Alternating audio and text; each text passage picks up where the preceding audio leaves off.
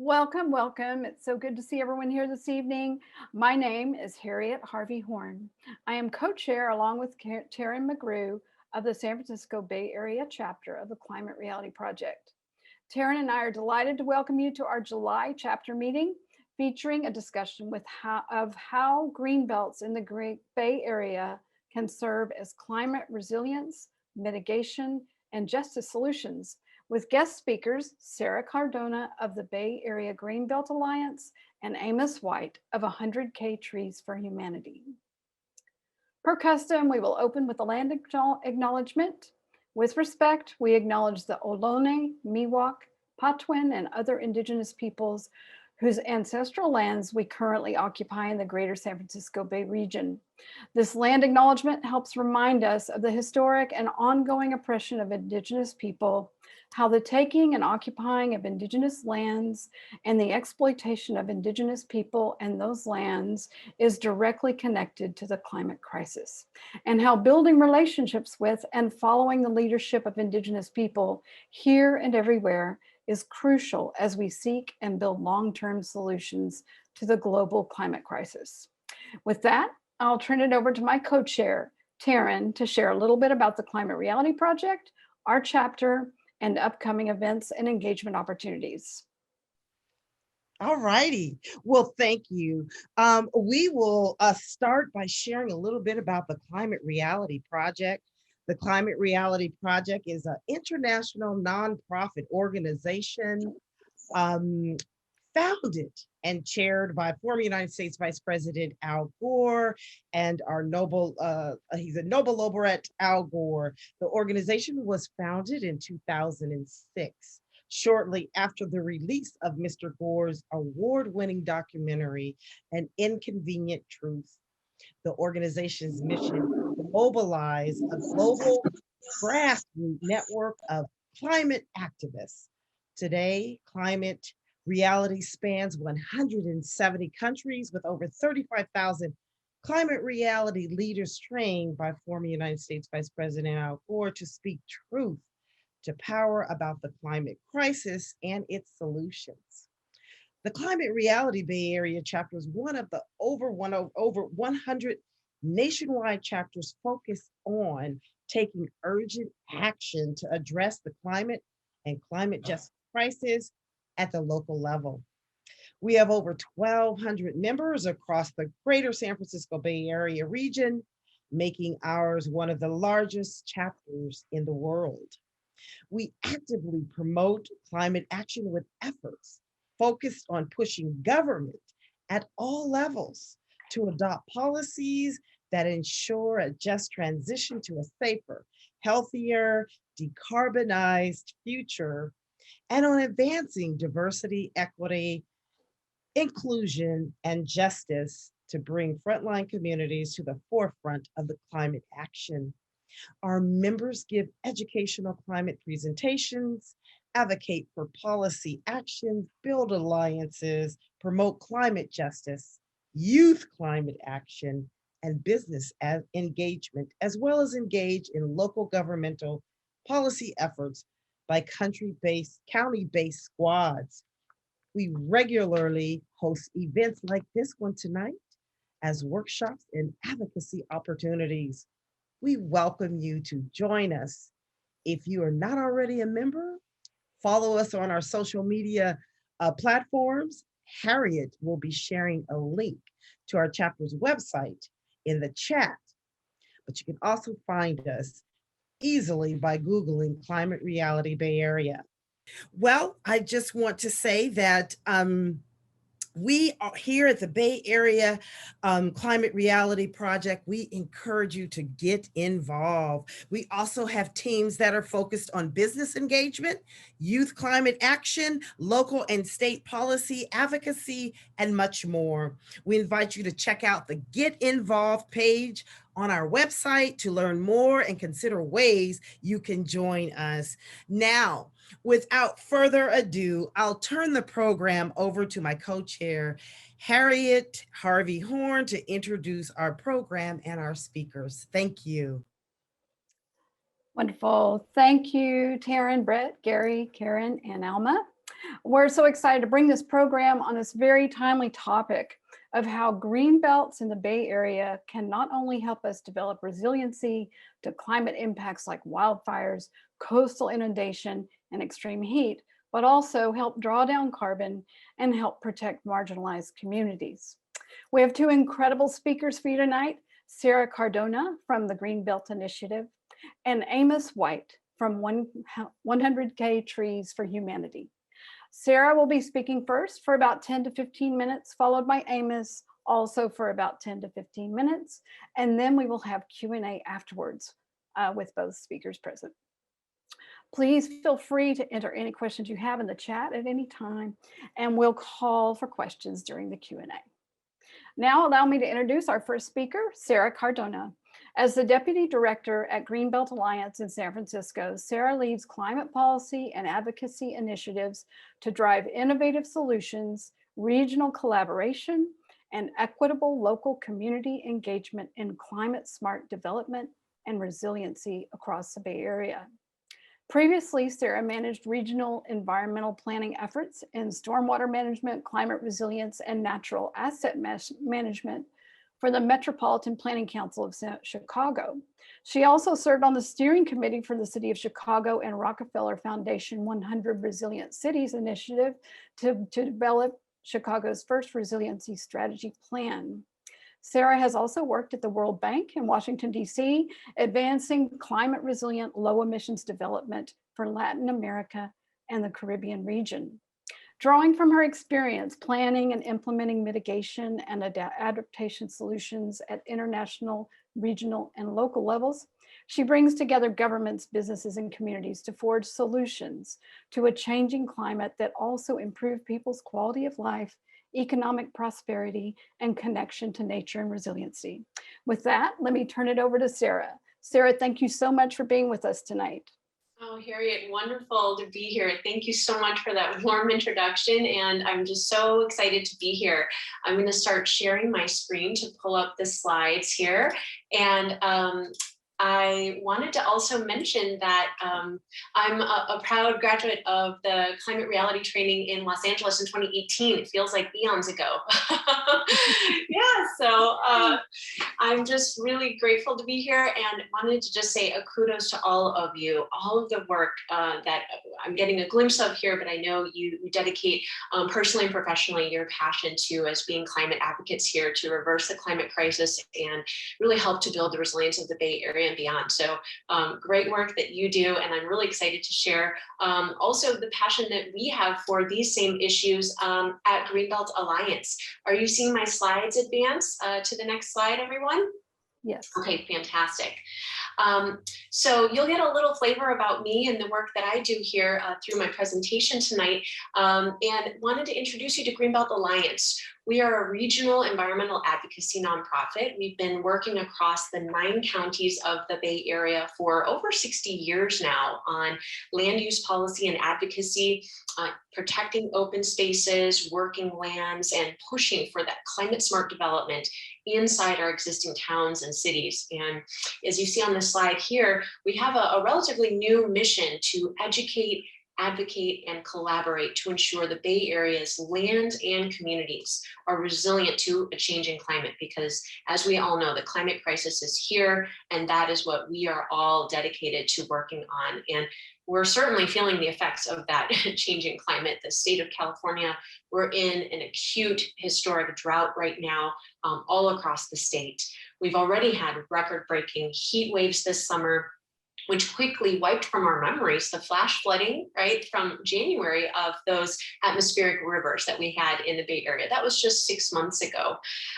So we can also all picture where we were that surreal day last September, when our skies went this eerie orange as our air quality was so poor from intense wildfire smoke. The sun was blocked from view. So I'm sure you'll agree with me here that the Bay Area and much of the Western United States is at a tipping point with climate change. And in particular, what I'm going to focus on mostly tonight in my presentation is with our crisis around wildfires becoming larger, more frequent, and more damaging.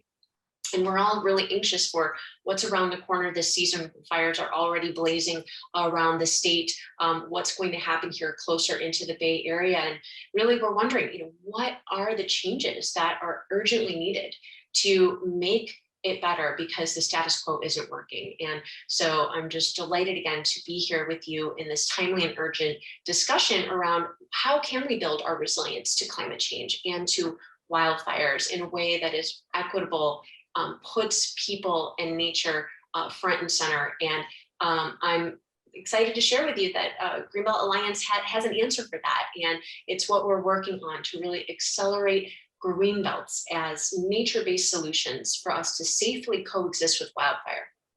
And I'm looking forward to the presentation after me from Amos, where I believe he'll be able to talk even more broadly about the multiple benefits of nature-based solutions in greenbelts, sequestering carbon and cooling surrounding temperatures, purifying the air we breathe, and creating that habitat for wildlife and biodiversity. So there is just so much potential to curb the climate crisis and build our resilience through the power of nature. And what I'm going to do here tonight is really share with you the evidence that we published just last month to make the case to our elected officials, government staff, planners, and advocates like yourself, that we have a huge opportunity here in the Bay Area to prioritize greenbelts, our open spaces, and our agricultural lands to build our resilience to wildfire.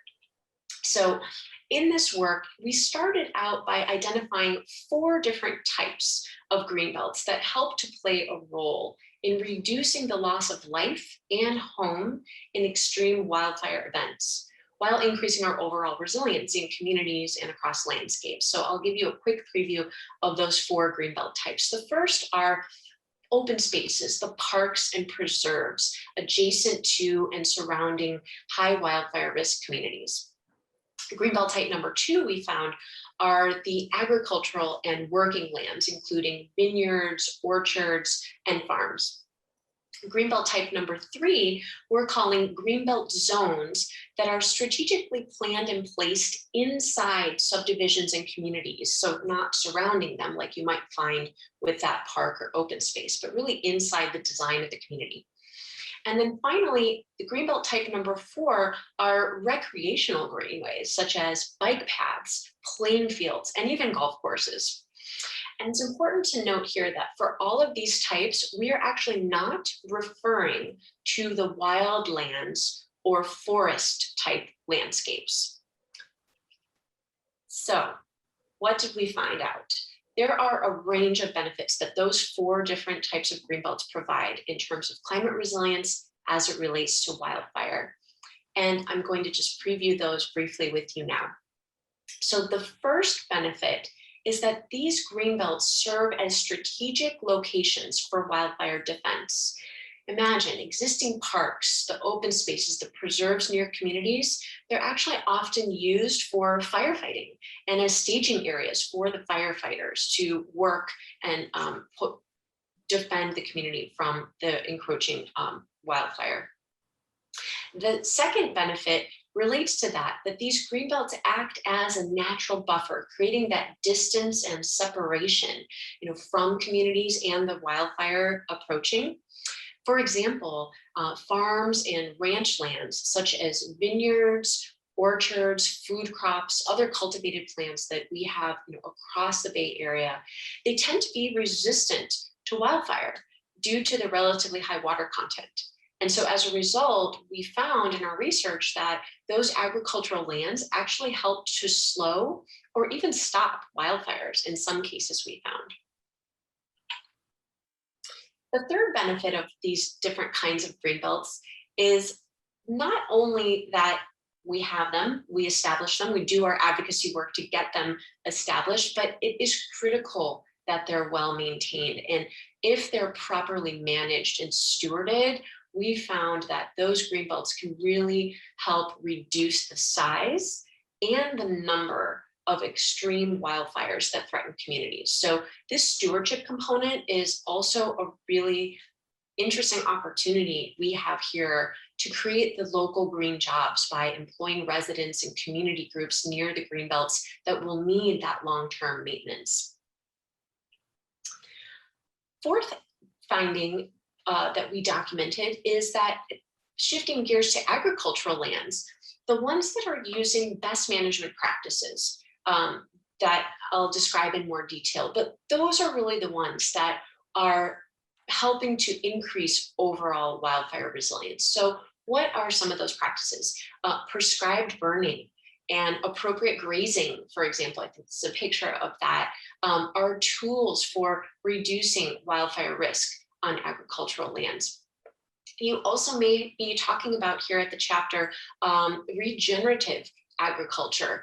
Those are also practices we are finding that really provide that climate mitigation benefit on these landscapes by reducing greenhouse gas emissions. A buzzword we're hearing a lot about nowadays, carbon sequestration, is the ability of that conserved landscape to absorb carbon dioxide from the atmosphere and integrate it really into the structures of the plants, the soil, the other organisms.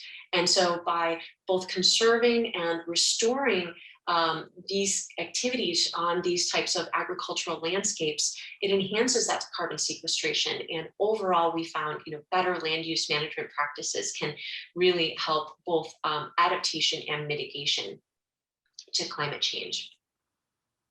I believe this is my second to last finding, but this finding was really interesting that in terms of land use planning in high wildfire risk areas, if we are to protect the lands around communities facing wildfire risk, protect them from development, they are also overlapping many times with species-rich areas, so that biodiversity factor. And we can have a higher return on our investment for protecting that land, delivering both wildfire risk reduction benefits and biodiversity conservation benefits. And finally, I had talked before about one of the Greenbelt types being that strategically planned and placed Greenbelt zones inside neighborhoods. This is kind of getting a preview a little bit of where Amos, I know, will probably be speaking to. Those planned and placed Greenbelt zones inside communities with fire-resistant landscaping, that can really reduce wildfire risk. And this is especially, I think, where the role of Greenbelts can advance climate justice and equity in the fight against climate change. We know this group, I'm sure, is working on talking about people of color, low-income residents, indigenous people, immigrants, even people in our rural areas here of the Bay Area have historically been the target of racist and classist policies such as redlining and other negligent zoning practices. And so they are more exposed to a higher concentration of pollution, environmental toxins, as well as inequitable access to green spaces. And so that's really a huge barrier to equitable climate adaptation. And if we were to think of prioritizing the placement of these kinds of greenbelts adjacent to and inside even these communities, that really would help not only provide more equitable solutions, but these nature-based solutions can improve the surrounding air quality, filter out those toxins from the industrial and transportation emissions nearby, and increasingly important to us here, purify the ambient air that we know is critical to do during wildfire season, as the smoke poses a serious public health risk. So this is a way that, again, these Greenbelt solutions can improve the well-being for our communities that are going to be harmed first and worst by multiple climate injustices. So just to close here, I'm doing a quick time check, great. Wanting to just call out and invite you to take a full read of our white paper that we can share a link to you in just a moment, because it's really interesting that this work that we've documented here is really grounded from 8 different case studies of existing greenbelts that provide these various wildfire benefits that we documented in the white paper. And we're really excited because this connection between greenbelts and these wildfire risk reduction benefits is something that no one else has really revealed in this way. And we're really excited to be the ones to share this new view of Greenbelts with you. So I definitely encourage you to check out that white paper to learn more. But given all of this, I know that this group is really motivated and wants to take action. So I would like to now preview to you our top policy recommendations for policymakers, planners, but especially the advocates like you here at Climate Reality to help us really in our collaboration to get this done and leverage nature-based solutions like Greenbelts to build our resilience to wildfire and climate change and so much more. So I heard this group is excited. I'm going to go detailed here with you on what we can do. First, we need our cities and counties to more intentionally prioritize Greenbelts as they are planning wildfire season and wildfire investments, and to establish new Greenbelts for the purpose of responding to wildfire threats. Cities and counties should also adopt or renew local policies like urban growth boundaries to contain growth inside urban areas. This allows and follows the fire science research that city-centered growth is our most wildfire safe. We also recommend that the state of California achieve its ambitious goal of protecting 30% of California's lands by 2030 by prioritizing greenbelts in high fire risk areas to foster both that wildfire resilience, but also protect the state's rich biodiversity. Our second recommendation, as I mentioned earlier, is that importance behind stewarding these landscapes to restore beneficial wildfire regimes. So we can all work together on a balanced approach of what that could look like, but really advocating for and pushing for prescribed burning, selective harvest, non-commercial thinning, traditional forest treatment as practiced by tribes. All of this is really needed on our landscapes today and tomorrow. Our third recommendation is for local planning departments with housing advocates and developers, all of us working together to create zoning overlays that require greenbelt zones, especially in high fire risk areas. So we can talk about that.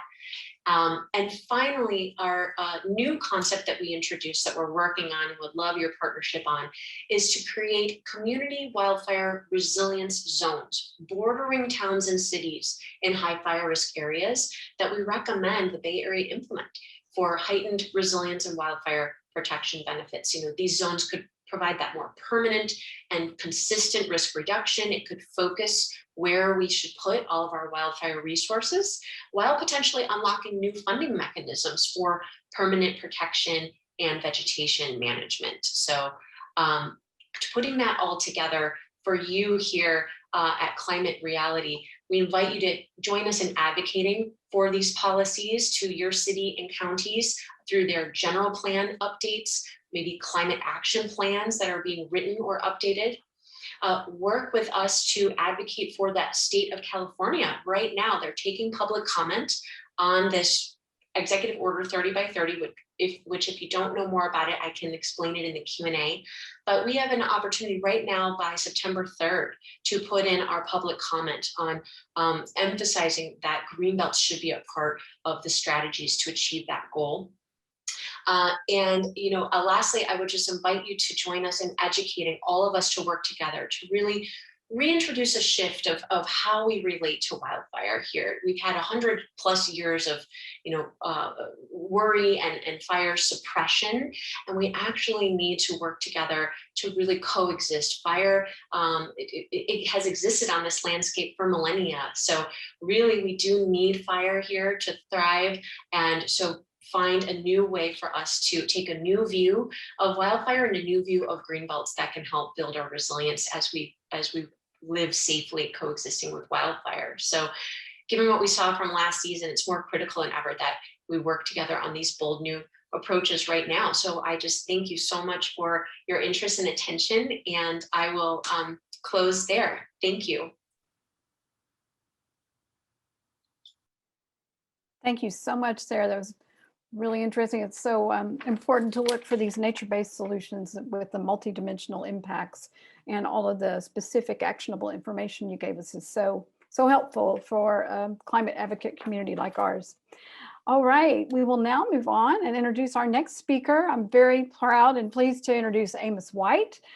He is a founder and chief planting officer with 100K Trees for Humanity, an Alameda-based urban reforestation tree planting initiative with the goal of accelerating cities' climate action plans to reach net carbon neutrality by 2030 by planting 1 new tree per capita resident per urban city. In addition to his work with 100K Trees for Humanity, Amos also serves as vice chair of the San Francisco Bay Area Climate Emergency Mobilization Task Force, mobilizing Bay Area cities to pass climate emergency declarations and to direct municipal climate action plan funding to impact our frontline and BIPOC communities. He chairs the Climate Emergency Mobilization Committee of CASA, the City of Alameda's Environmental Task Force, where he co-authored the City of Alameda 2019 Climate Emergency Declaration Resolution. Amos is lead organizer with ACLU People Power of Alameda, Fighting for Civil and Human Rights, and a Coro Fellow in Leadership and Public Affairs. Thank you so much, Amos, for being with us tonight. And you may be muted. Amos, you're muted. I believe you're muted. Yeah, it jumped to mute somehow there. There we But go. you missed my gracious thanks. So thank you again so very much, and thank you for inviting me. And good to be here with everyone. This is a very engaged group that I've been tracking for the past 2 years, thanks to our involvement with Taryn in the area in terms of environmental policy development and engagement, community engagement. So thank you again. And I am excited, especially to follow Sarah and the Greenbelt Alliance. Their new policy direction is refreshing, and I think they're the right step in terms of where we need to be heading. And really looking forward to the work that they're doing here in the area.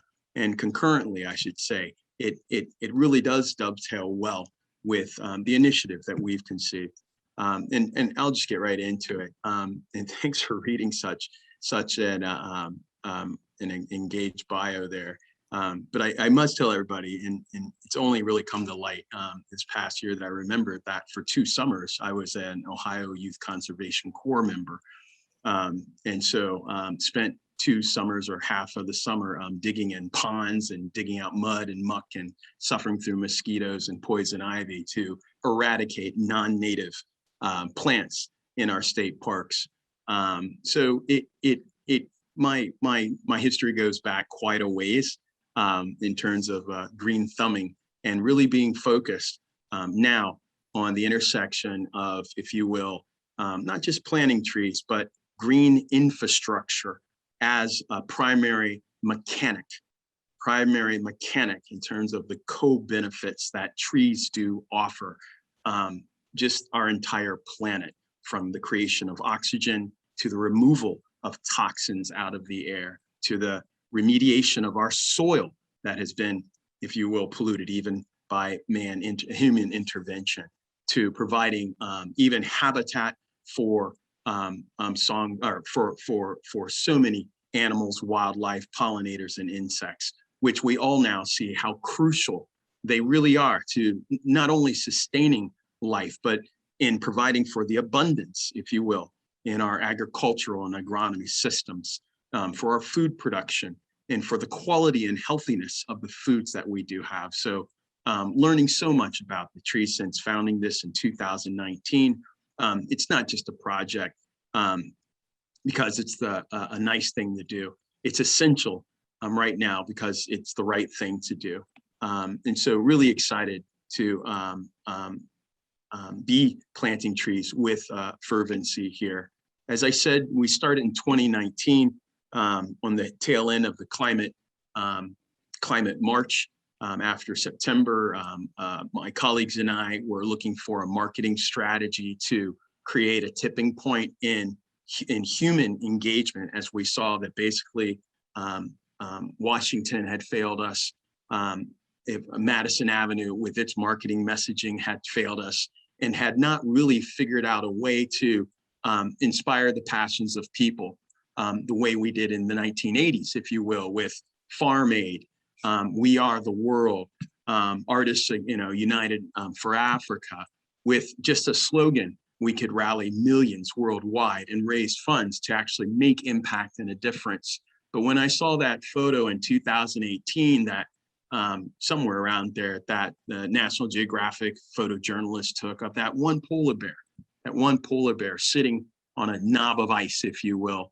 And the fact that he reports that they just had to pass by, but because they knew the next land flow or ice flow was more than 11 miles plus miles away. In other words, that polar bear even knew it wasn't going to make it. The loss of habitat, glacial habitat, and for what's going on now is a climate crisis.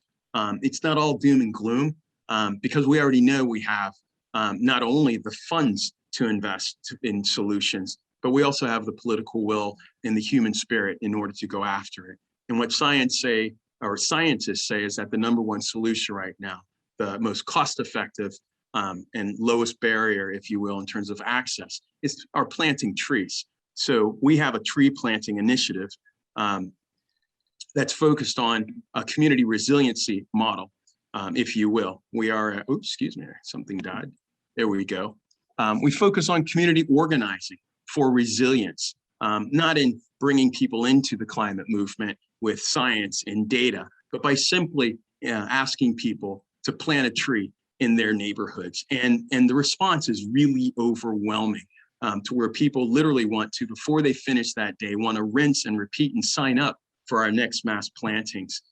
This creates community, this creates resiliency, and this brings people into being the stewards of their own earth. And we're excited to really help focus on tree planting to accelerate, if you will, carbon sequestration, but all of these other benefits that trees do provide us by connecting people directly to the planet, one tree at a time. Our goal is to plant 1 tree per capita resident, plus 20% per municipality, or as they're called, urban action centers, larger urban areas across the country. It's a census term, urban action center. There's 486 that we intend to target and to scale to. And it's to plant the equivalent of 100,000 trees in terms of carbon reduction or carbon sequestration equivalent. So not just trees, but understory trees, meaning the smaller trees and fruit trees and plants, so that we provide more access to fresh foods in our underserved and high impacted communities. It's gonna get a lot hotter. It already is a lot hotter, and a lot longer it's gonna stay, those heat waves and intensity. And we're gonna need the shade, if you will, to actually mitigate the increase of heat with the urban heat island effect. So we're gonna need tall shade trees. We're gonna need fruit trees and pollinators and a whole ecosystem, if you will, to support the mass numbers of trees that we are focused on strictly in our urban areas and urban communities. So we all know the problem. Elevated CO2 levels are causing a climate out of whack, in chaos, if you will, worldwide. Trees are dying from fungal, here in California with the transmission of oak root fungus, to prolonged drought, which is severely stressing even some of the largest old growth redwoods. Those two plants alone, live coast live oak and redwoods, are the two largest, if you will, carbon sequestration species of trees worldwide. And the greatest concentration of both of those happens to be where? Right here in California. So it's incumbent upon us to protect old growth forests and to protect the trees and the tree canopy in our cities now. We need every last tree in order to hit our goal in 2030 to become carbon net neutral. But then we're going to have to plant, if you will, at least 1 new tree per capita resident to actually hit that goal, to increase the tree canopy, increase the ability to clean our air and to capture the carbon and sequester that. And the real focus, if you will, on the human side of this, it's not just that trees they are beautiful and lovely. And even just looking at a tree has a health benefit. The effect is called biophilia, the effect of looking at something that is lush and green and measuring the impact that has on our neural system, our system and our stress, and actually looking at a moss wall or looking out your window and seeing a green tree or trees reduces the stress in our system. That actually helps make us, if you will, healthier and has other impacts, as you see that trees do have. Now, this slide from the Nature Conservancy, I just love. It shows literally only a quarter of the 26 different benefits or co-benefits that trees do provide, from filtering our air with their bodies alone. I mean, I go riding my bike and I see the leaves on some trees when I stop at the lights or at stop signs, if I pull off on the sidewalks, and the leaves are so dirty. And I think, wow, if it only would rain, if we only had more rain. But I said, wow, I had to think about the rain cycle and what do trees feel like with all that dust and car grit and all this. But that's the job of trees, which is why when we go into forest, it smells so clean and fresh. It's the way that trees, their leaves, their twigs, their stems all block and filter, if you will, air particles and particulate matter.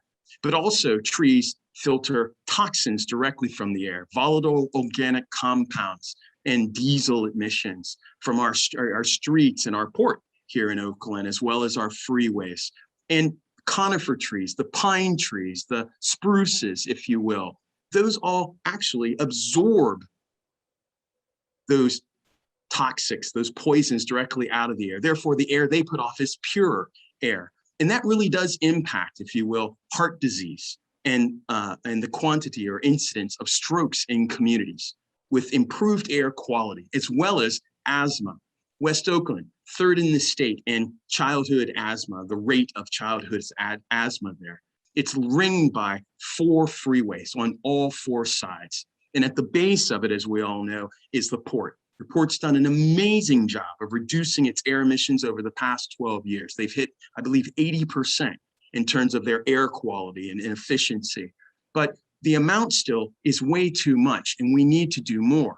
There's a study that says West Oakland alone could sustain 100,000 new trees to help mitigate, if you will, against the effects of, if you will, the urban environment upon the health of the community. But trees have all of these effects, from cooling our cities, if you will, just planting 3 trees well strategically placed on your southern side of your home, if you will, where the sun comes up on the east and on the summertime and wreaks havoc on our roofs with the blazing sun that we've been having. Just 3 well-placed trees can reduce heating and energy consumption by 30 to 35% a year. So these are the things we want to really focus on in sharing the benefits of trees. But again, trees are also for our health. They do improve our public health. Now, there was a study in 2016 by the US Department of Forestry in conjunction with Kaiser Permanente. And it was a first of its kind because for the first time, an insurance company shared its health data records so that they could actually see by zip code and overlay where trees were and where trees were not, and look at the health indicators. And they discovered that trees predominantly were in wealthier zip codes in terms of a higher, if you will, density of trees. And they were undertreed severely in lower socioeconomic communities, in our now frontline communities of our BIPOC or communities of color. And that disparity is glaring. As you know, the Eden area right here in the unincorporated area, just outside of San Leandro, the Ashland, Cherryland, Hayward Acres, the highest incidence, if you will, of some negative health indicators tied to cardiac disease and asthma. And it is the most undertreated in that area, if you will. They didn't have founding fathers who put in city streets and curbs and sidewalks and street trees as part of their, if you will, city plan when developed, because they weren't developed as cities. It's unincorporated.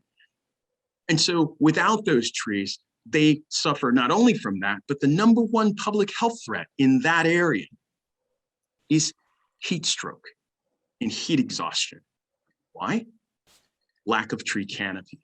So it's really crucial that we invest in trees, not just to meet the climate, if you will, objective that we need by 2030, but also as the planet gets hotter, for the health and welfare and safety, public safety of our community residents. So that for every tree they found in that study, for every dollar spent on a street tree, that returns $5.82 on public health benefits. Again, these are street trees, not trees out in the Sierras or in our open wildlands that we have in the open forest in the range, just along our streets. And trees also are green assets. How? They generate revenue for us. California has 9 million street trees, 9 million lining our streets of our cities. Again, not out in the wildlands or in the forest, just those ones lining our city streets. Those 9 million trees generate $10 million in carbon sequestration alone, $18 million in removing those toxins out of the air and those pollutants. But did you know, in terms of when it rains, trees are living green infrastructure.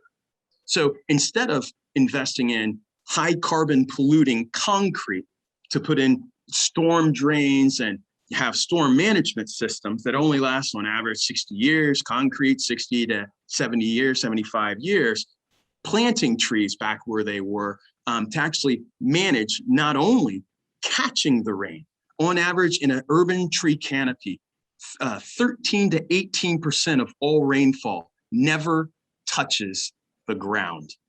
It stays in the tree canopy and gets absorbed, if you will, and or evaporates from the tree. And the trees themselves slow the rainfall. So it actually helps the rain, instead of flashing off the ground and running into a stormwater system and overloading it and running out into the bay, just dumping it, it actually slowly filters into the ground and recharges our underwater aquifers. So trees have multiple benefits, and they control, if you will, low groundwater flooding. An average oak tree, coast live oak here in this area, but an average oak tree per day transpires. That means it sucks up water and evaporates it into the atmosphere. That tree transpires 300 to 500 gallons of water per day, one tree. So trees do a lot. And if we're looking at that cycle, where does that water go? Into vapor, which becomes atmospheric, if you will, in the immediate area, cooler. And in the big picture, more atmospheric, if you will, moisture to help restore the balance. Trees are assets that we need cities to realign their budgets through their climate action plans, to actually make investments now, to put people back to work, to make large, if you will, climate solutions investments in trees, in living green infrastructure, in community and victory gardens, in green rooftops, and changing building codes. As you can see, these wonderful green buildings here by Stefano Boieri, architect in Milano, Italy. This is the building of the future. How much carbon can it reduce of its footprint? Can it provide in habitat? Can it cool in that urban community? These are the strategies we need to be employing now. And this is what we're focused on. But the way we get there is through not one-off tree plantings all across the nation or in our communities, but in coming together and focusing regionally in urban Greenbelt initiatives. Just like Sarah had said, their point, I think it was your point 3, which says looking within the urban environment. And I looked at it the same way. It hit me like a ton of brick in January when I saw that we wanted to work in West Oakland and we're speaking with folks there, and San Leandro approached us, and then TUFA, the Tri-Cities Urban Forestry Association in Fremont. And when I saw that folks want to have programs and put 100,000 trees each in their communities, I just saw a great green line. I said, do you know what this is going to look like in the future? And I realized it was tied to the I-880 corridor, starting right at the base in West Oakland and going straight down through San Leandro, Fremont, all the way down, or through Hayward, all the way down to Fremont. And I said, in about 10 years from the sky, this is just going to be a green belt. And that's the way we need to approach this, from a collective base in the county, in each city. We need to commit to 1 new tree per capita resident with that 20% bump. It needs to span. Initially, our first green belt is focused here in Alameda County, right down the I-880 corridor from West Oakland to Fremont. But we need to link the funding, as I said, directly to public health indicators and goals. That's our target when we're getting healthier in our communities. And these need to be linked and fueled by, if you will, good paying jobs linked to future workforce careers in that renewable economy. So I was going to say, in regards to the linking tree funding to the public health goals, I can't stress enough how that really is the pivot point. We will plant the number of trees, but if you look at that study from the USDA, Department of Forestry in 2016, people are like, well, when we're presenting these to elected officials, okay, so maybe in 20 to 30 years, by 2040 or 2050, we'll start seeing the returns on that. And it's like, no, that study showed that in 4 to 6 years, that ROI for every dollar invested, there's a $5.82 return. In 4 to 6 years, we start seeing ROI. Public health cannot be compromised. And planting trees and living green infrastructure is the way to get there. We have to be data-driven. We have to be public health focused. And we need to center equity within all of that, from planting directly and first within our frontline communities, to hiring first from our impacted communities. As you know, we are BIPOC, or Black-led, and community-based. And so are most of our partners that we are working with and partnering with. And we're working with them on equity and diversity and inclusion and access strategies, so that from the beginning of our conversations, we have the right people in the right place at the right time at the table to begin the discussions, so that we can start looking at getting the trees in the right place and the right tree as well. How we get there, as I said, or touched on, first and foremost with our online, or with our immediate staff that we need to hire to do this, we need on-the-job training. It's going to focus on urban forestry, of course. How do you plant a tree? What is a tree? The meaning of roots, hydrology, geology, those biological and climate and food sciences that we'll have on-the-job training with. We have workforce development programs, pathways to careers linked to community colleges that we've already met with the 28 community college regional group here in Northern California, to have direct pathway programs to those next green jobs in the future. So have a 1-year or a 2-year commitment in planting trees in your community, and you can earn that degree and certificates to either go to work now and or continue your education so that you can be employable into the future. We also have workforce development programs linked to renewable economy jobs, if you will, with labor pre-apprenticeships and journeyman trainings. These are the, if you will, framework of focusing on your workforce and paying a living wage so that folks can compete and live in their apartments and stay in their communities to continue to contribute, not only by planting trees, but also be actively and engaged with their families right where they live. And one thing, Sarah, you touched on that I really did like is the focus on stewardship. And you really dwelled on that. And I can't harp enough that when we first started this, I put a call of action out to folks generically on an online Facebook group. And I said, I'm going to be talking about this and I want to see who's interested. And 16 people showed up. And I would say almost 10 of them asked me at the end of this short little presentation, it was kind of like this. I said, I'm thinking about planting trees. I looked at the studies, I looked at this data, and I said, this is something we can do. I said, what do you all think? And some of the first questions out of about 10 people was, how do you get the trees to survive? What's your method for maintenance? And I didn't even know what maintenance meant. I'm like, you water a tree, right? But there's a process, there's a timing, and there has to be either a budget and or people to do it. With our focus, it is on stewardship. as this is a community organizing model. It's to bring people into it. We ask every person who plants a tree to adopt that tree.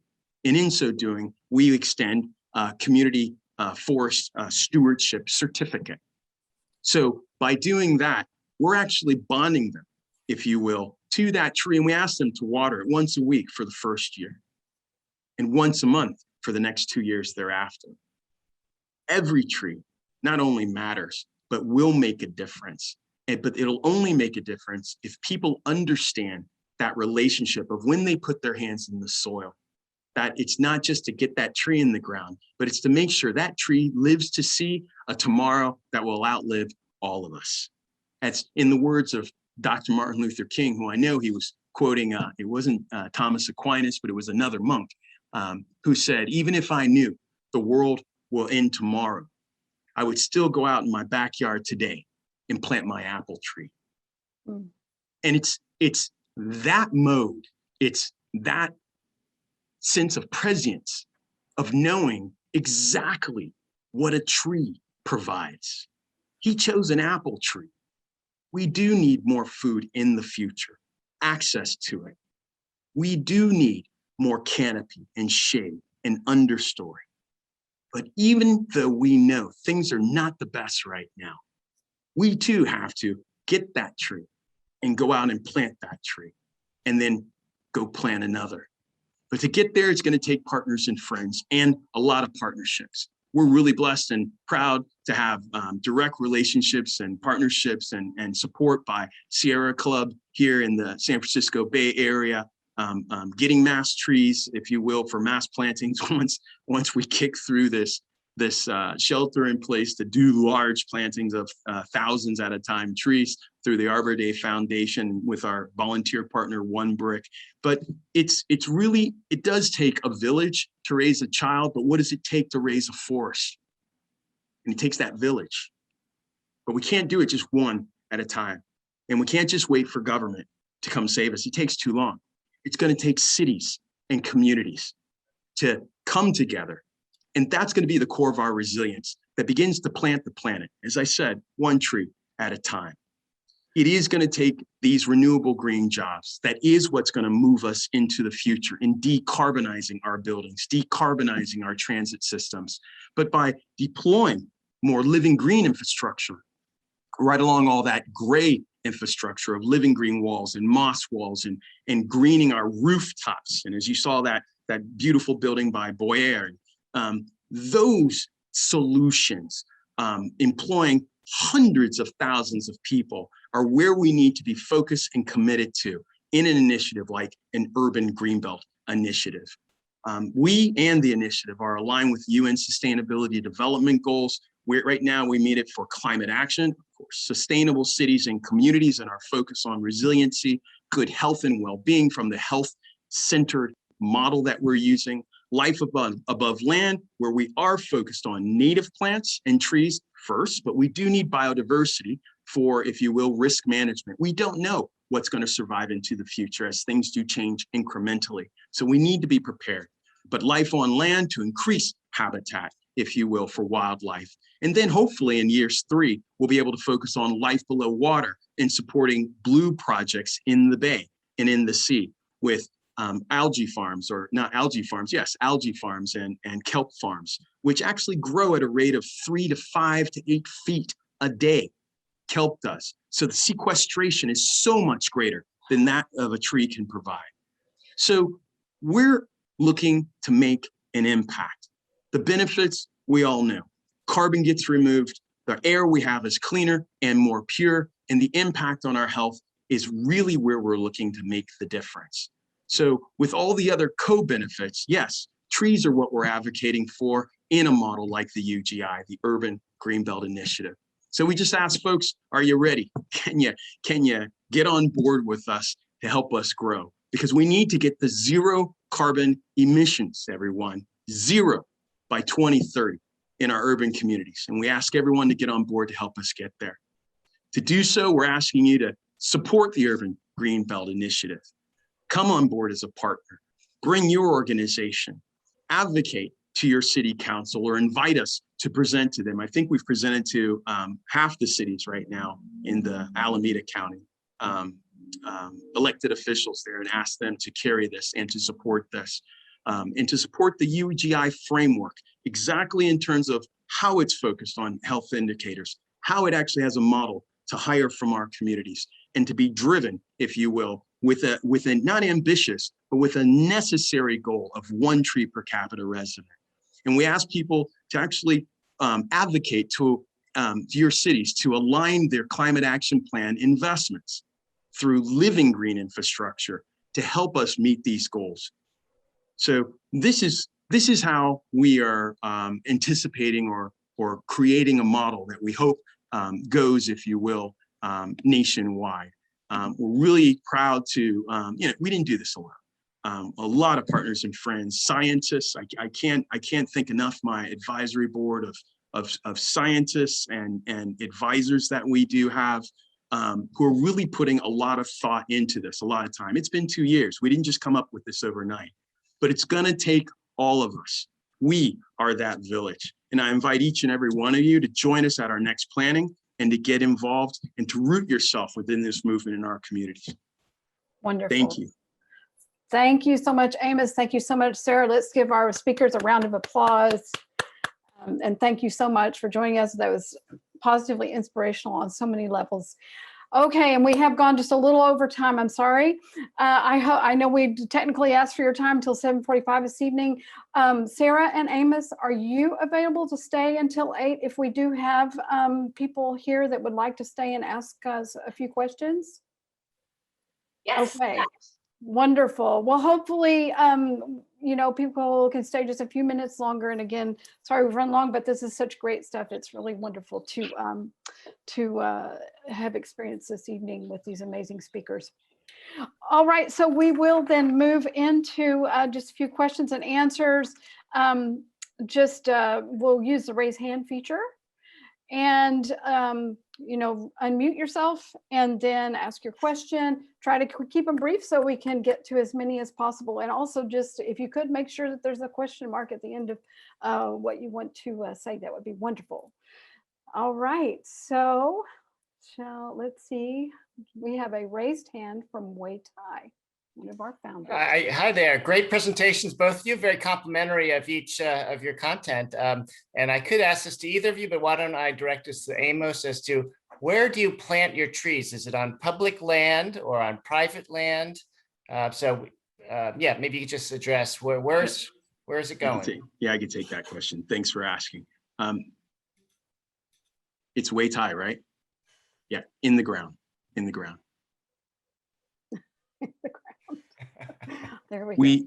The focus, there's 3 key places to plant trees. The first and foremost, and what brought us into this, is in Alameda, we identified that out of 26,000 street trees that were on the books in Alameda, out of 26,000, it was known that 10 years prior, in 2010, there were 2,500 trees that were missing. We know due to attrition and due to the goal with the city was to plant 200 trees per year. They didn't hit the goal. And we noticed, looking at other cities, had similar regimes in terms of how many they were missing, how many trees we're losing per annum nationwide in our urban communities, and the fact that cities are not hitting goals. They're doing anywhere between 50 to 80% of goal. So we're actually losing trees faster than we're planting them. Our first initiative is to fill the holes. Right now, we're looking at 3,000 to 3,500 street trees. In the city of Alameda, it's about 12% are gone. Storm, hit by a car, somebody might have cut one down, disease, over 10, 12 years now. So we need to fill 3,500 holes first. Those are street trees, community trees, our tax dollars paid for them, but that's doing the work in our communities with all those benefits you saw. Second, we also have parks.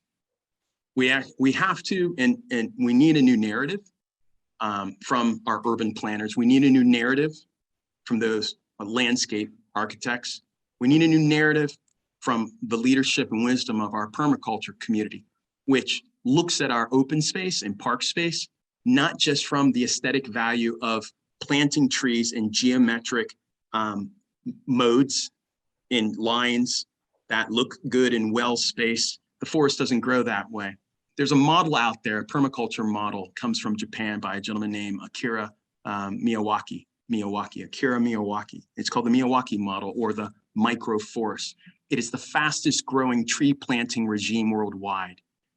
In the Netherlands, they have planted over 1,000 microforests, and they're looking to do even more, because he showed that in 1 square meter, by overplanting in 1 square meter, putting 3 to 5 trees in that square meter, trees actually compete for sunlight. They don't just the tallest one get there and the shade kills all the rest. They actually grow faster and stronger.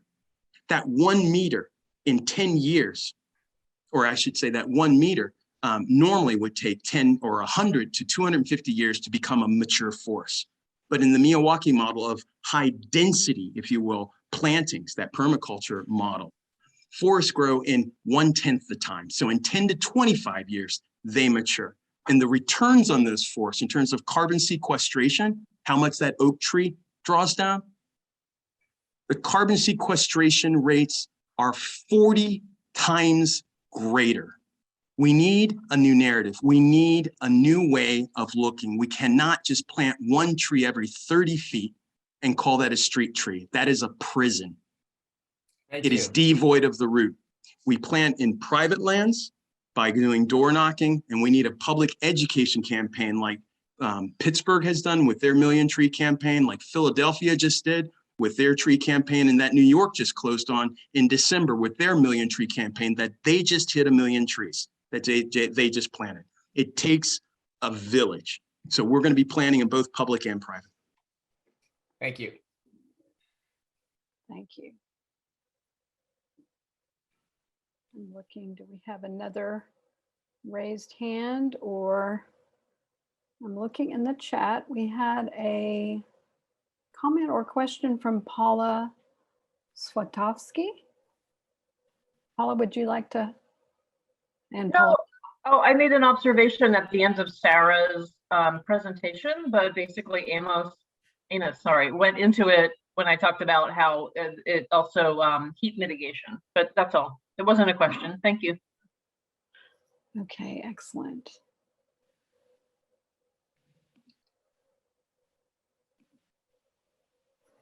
Let's see. Oh, and yeah, Sarah, you had a comment too that you wanted to contribute to the last question.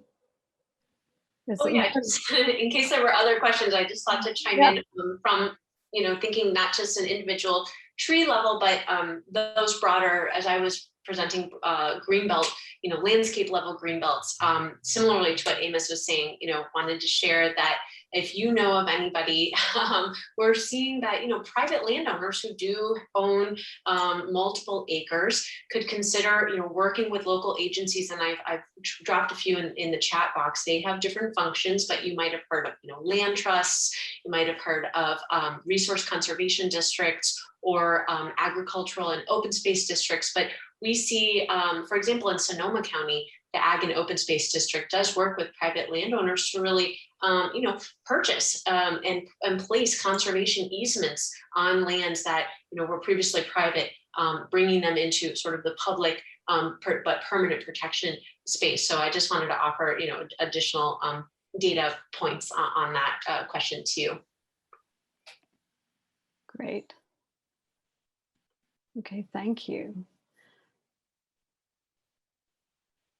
And Sarah, the action items that you kind of given us as far as policy advocacy and whatnot, are those articulated also in the white paper that you shared, or is there some resource that that we could share with our members? Sure. I can send the slides too, if that would be helpful. Yes, at the end of our white paper, we have the 4 top policy recommendations. So please take a look, read those, and we direct also who needs to take action on this. So if it's not an advocate, but it is we're specific on which policy making body to influence. That could also give you a good place to direct your advocacy to going and talking to, you know, your local elected officials or agencies, for example. But the details about the 30 by 30, if that is new to this group, I did put in the chat earlier a link about that. The time horizon is quickly evaporating on that. We're just learning that the state will be closing public comment September 3rd.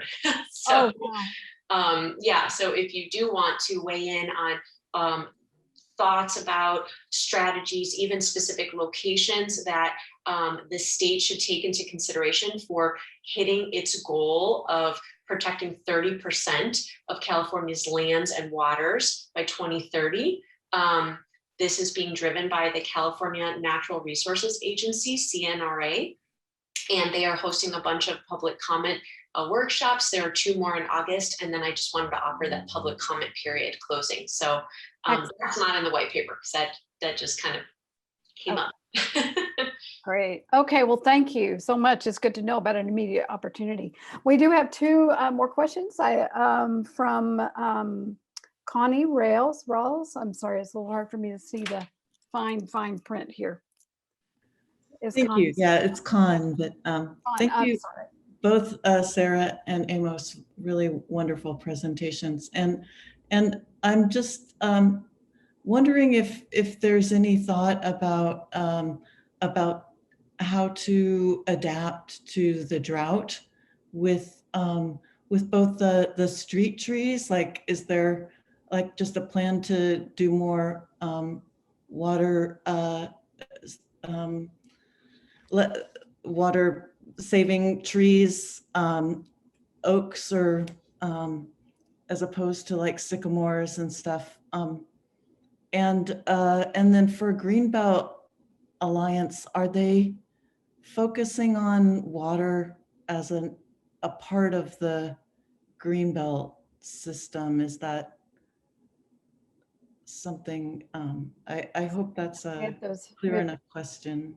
2 questions there, and if we could just kind of have maybe just abbreviated answers, because we have 1 more person that has a question we want to get through before we wrap it up here. So. Sure, I guess I can chime in first with the last question and then kick it over to Amos about the street trees. Absolutely, I was calling it, you know, blue-green infrastructure. So these various green belts, we also know that they help to not only absorb floodwaters, but can actually, depending on the location and the soil type, but help to recharge our groundwaters and aquifers. So again, we see, and actually Greenbelt Alliance does work in this from a water perspective, and drought-friendly policymaking would be having these green belts, both natural and working lands, protected, and centering our growth inside existing towns and cities. That is actually more water conserving when you have those services and amenities of all of us using all the water all the time in more dense central locations. So that's the short answer to it. Happy to take it offline with you.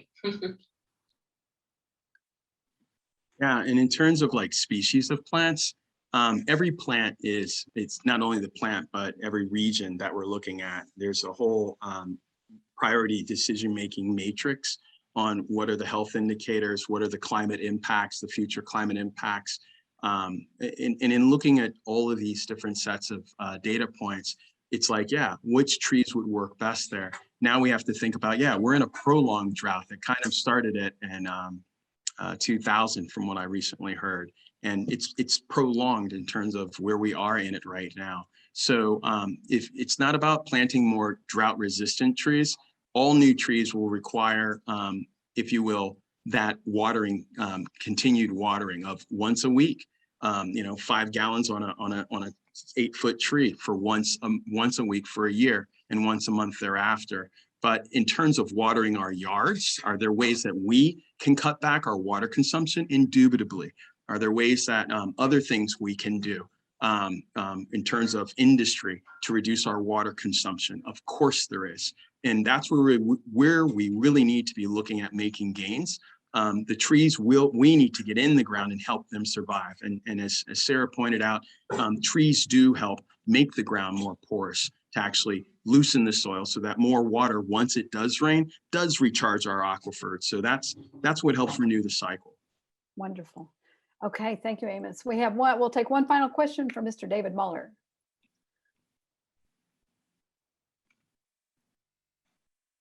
Oh, you're muted, David.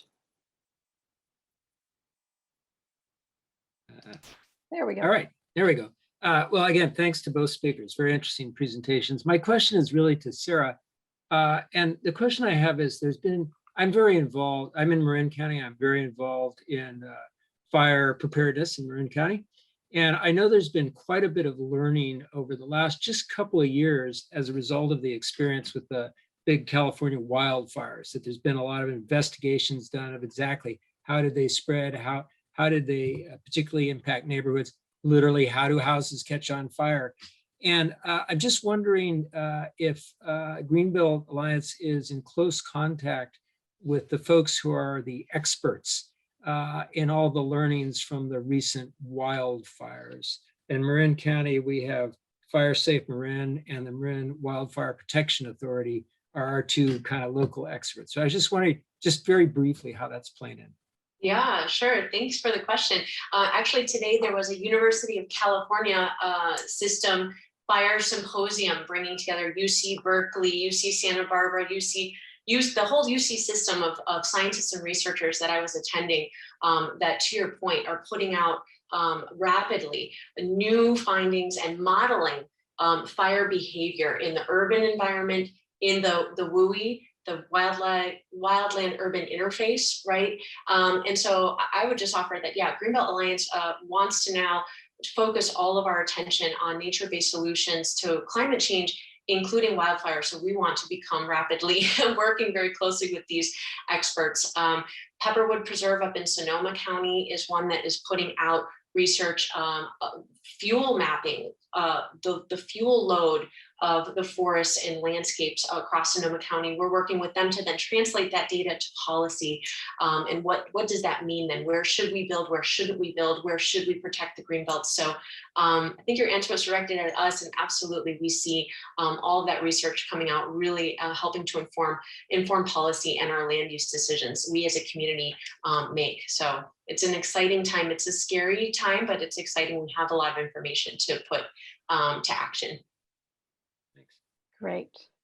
Well, thank you again so much to Sarah and Amos for joining us this evening.